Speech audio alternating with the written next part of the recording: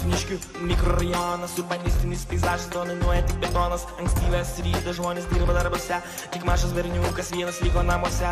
Sulaukė progos, kol darbė mama ir tėtis iš virtuvės pasiėmė seną aukštą taburetę. Jie nuneša į kambarį prieš veidrodį pastato, jis naudojasi tą rogą, kad jo nieks nemato. Iš sekcijos paėmęs lauko teniso raketę, mažom kojytėm užlipa jis ant taburetės, jis mažom rankutėm per raketę brauko ir nereikia jam draugų, nereikia eiti į lauką. Jis dainuoja savo dainą, savos kūrybos, tai dainuoja pranyksta metafizinės ribos. Jis dainuoja apie tai, ką jis mato per langą, kai tėvas dukrytė dubasinas už langą. Kaimynai jo negali gyventi be baliaus, triukšmo 10 balų pagal Richterio skalę. Jo kiemas tai džiunglės turi savo taisyklės, ir jisai yra tas maulis, kuris supranta jas. Jo dainos jam yra didžiausias ginklas už mūvį, žodžius jisai naudoja kaip kontrolinį šūvį. Jis dainuoja ir jis jaučia, kad jo klauso milijonai ir gerbėjai nuo jo atsakyk, kad jie nuo valerijono.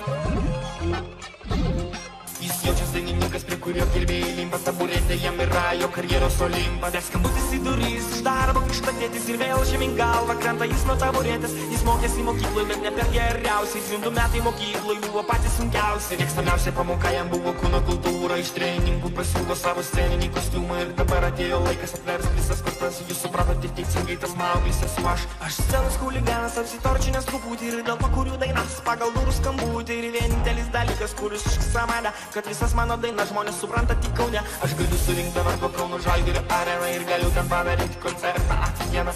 Klaipėdoj surinkęs pilną vasaros estradą, demonstruoju ten didžiausią superlazerių paradą. O Vilniuje koncertų nedarysiu visiškai, nes arenas Vilniuje valdo tik banditai ir vagiai. Aš pats beveik vagys ir kaip kažkokias nagus aš nufyrinau dainą iš Mamontovo Andriaus. Nufyrinčiau ir dar tam tikrai nereik preteksto, bet yra viena bėda, jo dainuose daug teksto. Pas mane teksto nedaug, jis turi šaukti ir iš patrankos žodžių turi būti kiek pirštų ant rezoto ir rankos. Daug dainuoju apie orą ir jums kilo idėja, kad tikriausiai dainų žodžius rašo Naglis Šulė. Bet tai nėra teisybė, aš pats rašau dainas, tik prodiuseris ištaiso man gramatinės klaidas.